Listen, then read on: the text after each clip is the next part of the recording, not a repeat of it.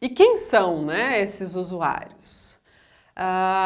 Dentro dessa estrutura conceitual, então a gente tem o principal objetivo, né, dos relatórios contábeis financeiros, e essas informações elas vão ser direcionadas para um público principal.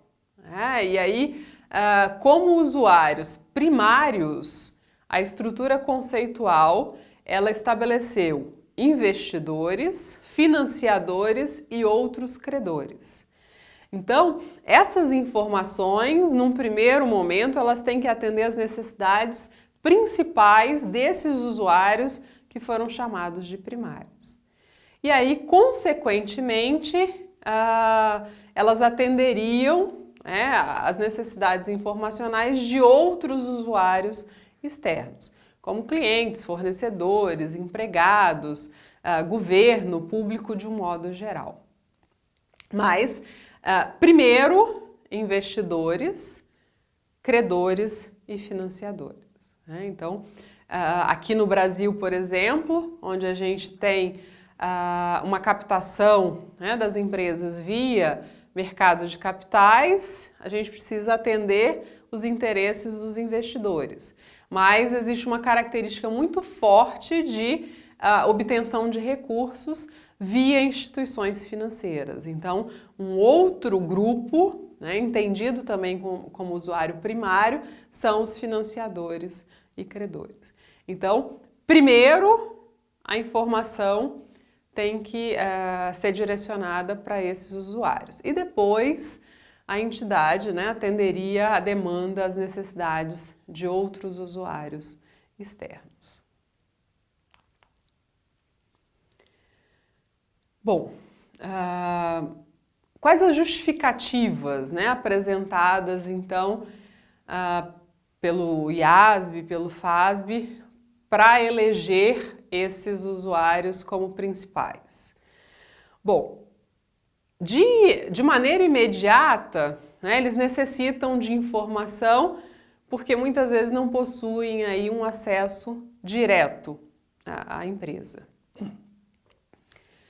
As responsabilidades do FASB e do IASB exigem que eles atendam às necessidades dos participantes aí do mercado financeiro. E a informação que atende às necessidades específicas desses usuários tende a atender às necessidades de outros usuários que não foram, então, classificados aí como não primários. Então, foi uma eleição do IASB, do Comitê de Normas Internacionais, estabelecendo investidores atuais e potenciais e credores como principais usuários desses relatórios contábil financeiro. Bom, e aí, de acordo com a estrutura conceitual, a gente tem o regime de competência como eleito para dar norte à elaboração dos relatórios contábeis. E aí, o que é esse regime de competência? O regime de competência é registrar receitas e despesas com base no seu fato gerador, com base na sua incorrência, e não com base em pagamentos e recebimentos. Então, ao elaborar principalmente a demonstração do resultado do exercício, essas receitas e essas despesas, elas vão ser registradas com base no fato gerador, independente de quando vão ser pagas ou de quando vão ser recebidas. Tá? O entendimento é que isso retrata melhor o efeito das transações. Então, vai fornecer uma base melhor para avaliação da performance, tanto passada quanto futura da entidade. né, comparado aí ao regime de caixa. Por exemplo, quando a empresa vende a prazo, no momento em que há a transferência da mercadoria para o cliente, naquele momento, mesmo não tendo recebido, já se reconhece a receita que foi ganha, que foi gerada por aquela transação.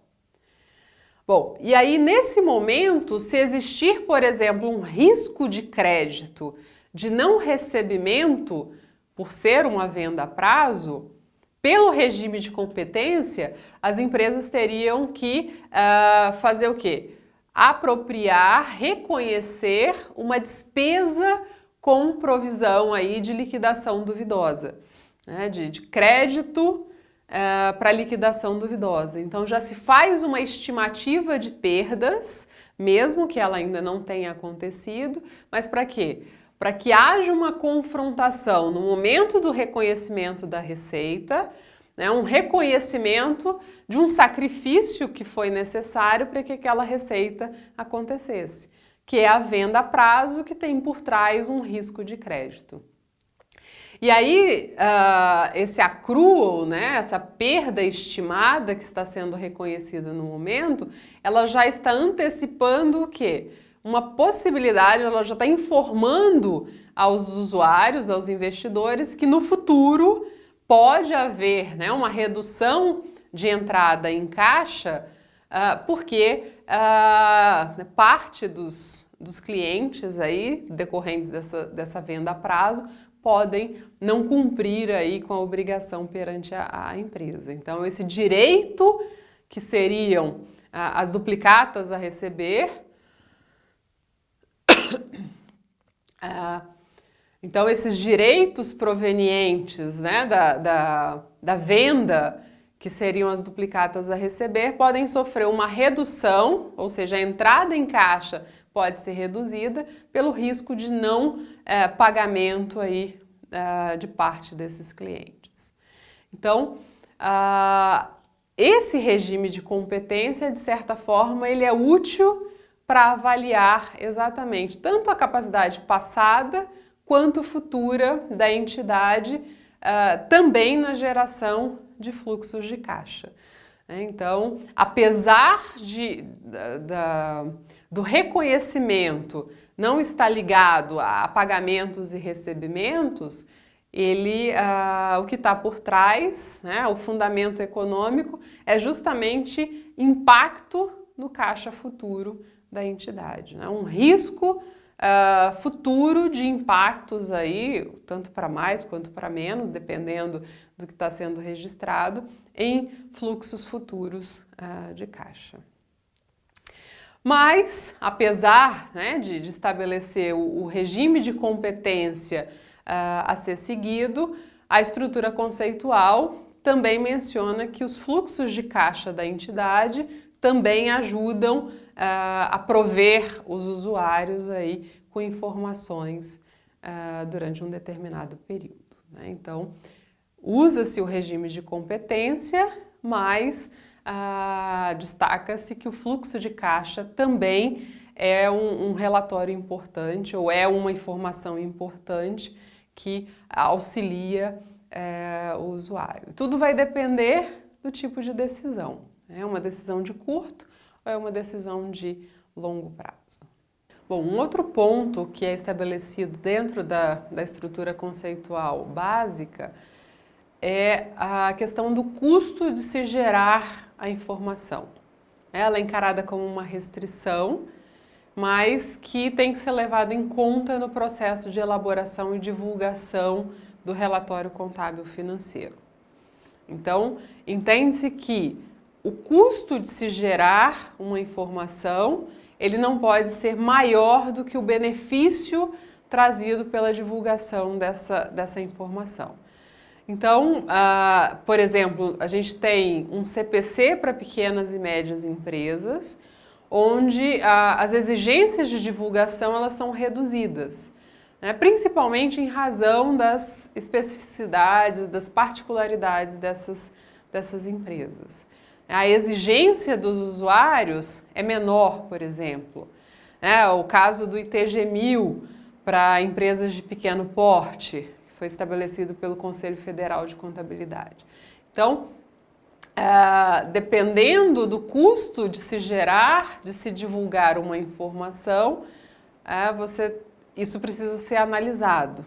E aí você pode dar tratamentos menos rígidos, quando esse custo supera o benefício que essa informação vai gerar.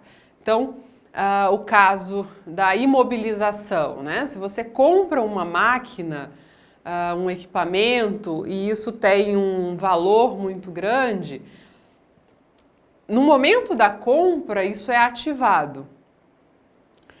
Você considera como um ativo imobilizado. Quer dizer, não lança direto no resultado como uma despesa. Por quê? Porque essa máquina ela não é consumida imediatamente, ela não vai se acabar imediatamente. Então ela tem uma vida útil longa, ela leva um tempo para que a utilidade dela acabe. Então ativa-se e aos poucos, por meio da depreciação, parte do valor investido nessa máquina vai se transformando em despesa ao longo da vida útil econômica desse ativo. É um procedimento que demanda tempo, experiência, estabelecer qual a vida útil, qual o método de depreciação, qual a parcela que vai ser alocada como despesa. Então, isso tudo é custo da informação que está sendo gerada. E aí, pensando na mesma lógica, imaginemos uma ferramenta que custe um valor pequeno, R$10, R$100, mas imaginemos que essa empresa tenha montantes aí de movimentação em torno de milhões, de bilhões. Será que compensa ativar essa ferramenta, estabelecer um tempo de vida útil e ir alocando parte desse valor aos poucos aí ao longo de uma vida útil? Então, quer dizer, não faz diferença. Se esse valor irrisório for lançado diretamente no resultado como despesa, isso não vai fazer diferença para a informação que está sendo divulgada para o usuário. Então, é um valor irrisório e material que teria um tratamento aí menos rígido. Então, essa restrição de custo na elaboração e divulgação do relatório contábil financeiro, ela tem que ser levada em conta. E aí a gente tem, dentro dessa estrutura, conforme apresentado no slide 28, que para empresas de capital aberto e empresas de grande porte, a adoção completa das normas internacionais, dos CPCs, das IFRS. Então, como a exigência é maior, os usuários demandam mais informações, você tem uma adoção completa. No caso de pequenas e médias empresas, adota-se o CPC para pequenas e médias empresas, onde você tem uma redução aí de algumas exigências. E no caso de micro e empresas de pequeno porte, o ITG-1000, que é um modelo contábil para esses tipos de empresas.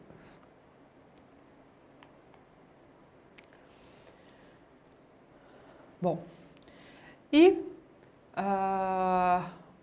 uma premissa, que é chamada de premissa subjacente, que também direciona toda a prática contábil atual, é a premissa da continuidade. Então, as demonstrações contábeis, elas devem ser preparadas no pressuposto de que a entidade vai continuar em operação num futuro previsível. Então, essa expectativa de continuidade define os procedimentos contábeis atuais. Se houver alguma incerteza sobre a capacidade da empresa em continuar operando, esse fato ele deve ser divulgado. Isso faz com que haja uma mudança na base contábil. Então, a pressuposição da continuidade, ela é muito importante nas práticas, né, nos procedimentos que estão sendo utilizados aí para a divulgação das informações da empresa.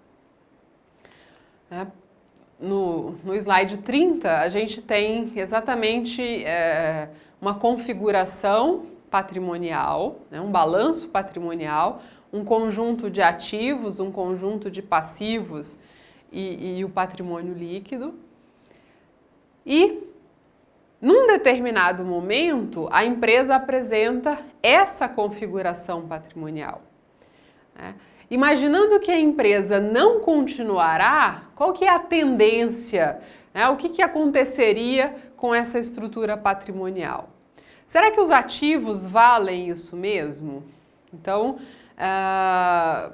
pensando no indivíduo, né? Às vezes, quando você precisa de dinheiro imediato para socorrer, né, uma necessidade imediata, e você vai vender casa, você vai vender carro, o que acontece? Geralmente a tendência é que você venda abaixo do valor de mercado, porque você tem pressa, né? Você precisa de uma liquidação forçada.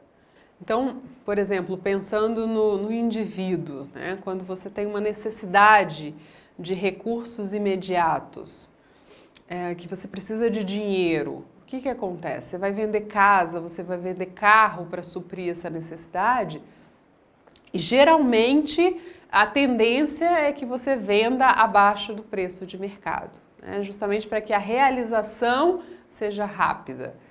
Então, nas empresas a mesma coisa. Quando existe uma liquidação forçada, a tendência é que os ativos tenham uma diminuição de valor.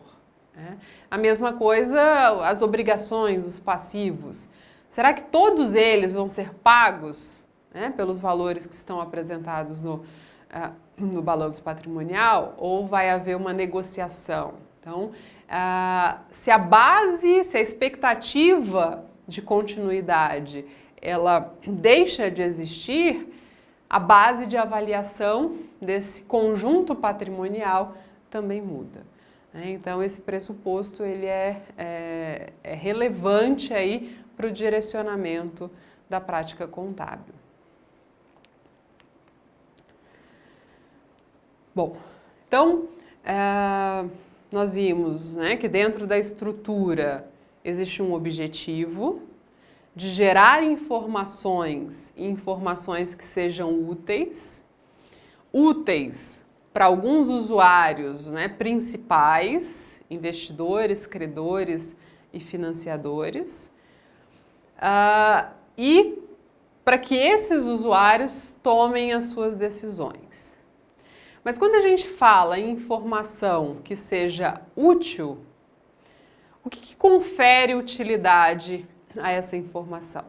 Então, dentro da estrutura conceitual, são apresentadas algumas características qualitativas que essa informação contábil financeira tem que ter para que ela seja útil.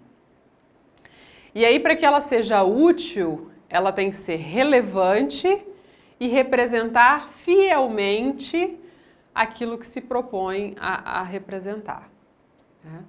E essa informação ela pode ser melhorada, tá? Quando ela é comparável, quando ela é verificável, quando ela é tempestiva e quando ela é compreensiva. Então, nos slides seguintes, a gente vai apresentar um pouco do que vem a ser, né, essas características qualitativas que são divididas em fundamentais e de melhoria para que a informação contábil financeira elaborada e divulgada, ela realmente seja útil aí para os seus usuários. E quando a gente pensa numa informação relevante, essa informação é aquela que é capaz de fazer a diferença nas decisões, né? Nas decisões tomadas aí pelos usuários. E aquilo que faz diferença é aquilo que tem um valor preditivo e um valor confirmatório. Quando a gente pensa em valor preditivo, ela vai ser usada, é uma informação usada para predição de resultados futuros. Então, é uma antecipação do que pode acontecer. Então, a informação contábil financeira, ela, de certa forma, ela tem que auxiliar nessa predição de resultados futuros. E ela é usada também para confirmar, né, ou alterar avaliações passadas. Né? Uma previsão, uma predição que foi feita, verifica-se se ela foi ou não confirmada e você usa, né, novas informações para ou confirmar, manter o que já foi feito ou alterar essas avaliações. Por exemplo, no mercado de capitais, os investidores estimam o valor da empresa com base em informações contábeis, né, o que a gente chama de valuation, de avaliação. A relevância da informação contábil, ela é testada com base no impacto que ela produz nos preços das ações, né? Quando principalmente os balanços, essas demonstrações, elas são divulgadas. Então, a relevância da informação contábil, ela se dá justamente pelo impacto que ela produz no preço, né, no preço da ação no mercado de capitais. Dentro da relevância, né, dessa característica qualitativa, isso está diretamente relacionado também ao conceito de materialidade. Né? Então, a informação ela é material se a sua omissão ou a sua divulgação distorcida influenciar de certa forma as decisões que os usuários tomam com base nessa informação. Então, a gente pode se perguntar, a não divulgação dessa informação pode fazer com que o usuário tome uma decisão diferente, né, daquela que ele tomaria caso a empresa divulgasse? Se a resposta for sim, essa informação é material. Então, a materialidade da informação, né, está intimamente ligada com a questão da relevância. É o caso, inclusive, o exemplo que foi usado da ferramenta. Quer dizer, R$10 no montante de milhões, de bilhões, é imaterial, é irrelevante.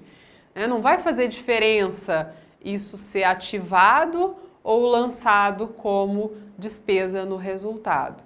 Agora, se a gente estiver pensando, né, num conjunto de ferramentas, uma soma de valores pequenos que acabam num montante grande, aí isso já se torna material. Então, essa materialidade também é levada em consideração na elaboração e divulgação das informações contábeis. E essa análise ela deve ser feita na ótica dos usuários, dos principais usuários da informação contábil financeira. Uma outra característica qualitativa fundamental é a representação fidedigna, antes chamada de confiabilidade. Então, a representação fidedigna é representar com fidedignidade, fielmente, o fenômeno aí que se propõe a representar. Qual que é fielmente o fenômeno, né? Como é que o fenômeno realmente aconteceu? E para que ela seja considerada fiel, verdadeira, ela precisa ser completa, né? Então, incluir aí toda a informação necessária para os usuários. Ela tem que ser neutra, desprovida de viés, de manipulação, de tendência, tá? e livre de erro. Ah, mas quando a gente fala em livre de erro, não significa exatidão. Você pode estimar determinados valores para alertar os usuários sobre um determinado fato, né? Mas não omiti-los. Então, a questão de livre de erros não significa exatidão, né? Mas, de certa forma, isso tem que ser sem erros, calculado da melhor forma possível, da forma mais confiável possível, e desde que não haja omissão dos fatos retratados. Bom, e aí, para melhorar, né, a qualidade da informação contábil, a gente tem, por exemplo, a característica da comparabilidade. Essa é uma característica para que os usuários eles identifiquem aí, compreendam similaridades e diferenças em determinados itens. Então, dentro da mesma empresa, poder fazer uma comparação ao longo de vários anos e entre empresas diferentes também poder ter algum tipo de avaliação. Essa comparabilidade, ela não significa uniformidade, né? Não precisa ser igual para todo mundo. Mas para que a informação seja comparável, coisas iguais precisam ter tratamentos iguais e coisas diferentes precisam parecer diferentes, né? Mas que, de certa forma, haja uma possibilidade de confrontar, de comparar as informações, que é o que não existia, né, nos primórdios, quando exatamente começou-se a se pensar, né, num direcionador para a prática. Como cada um fazia aquilo que achava melhor, né, a ideia da livre escolha, de adotar o procedimento que achava mais adequado, se perdia justamente a questão da comparabilidade. Então, às vezes, empresas dentro do mesmo setor não podiam ser comparadas por causa de procedimentos diferentes. Então, hoje, né, dentro da estrutura conceitual, uma das características qualitativas que melhora a utilidade da informação contábil é justamente a comparabilidade. E, além da comparabilidade, a informação ela tem que ser consistente. Isso significa o uso de mesmos métodos, né, para mesmos itens. Isso auxilia o processo de comparabilidade. Tá? Não significa que a empresa não possa mudar de método, né, mas quando ela muda, ela justifica, ela apresenta em notas explicativas o porquê da mudança. Mas uma consistência também, manter os mesmos métodos, os mesmos procedimentos, isso facilita, auxilia aí a obtenção de comparabilidade.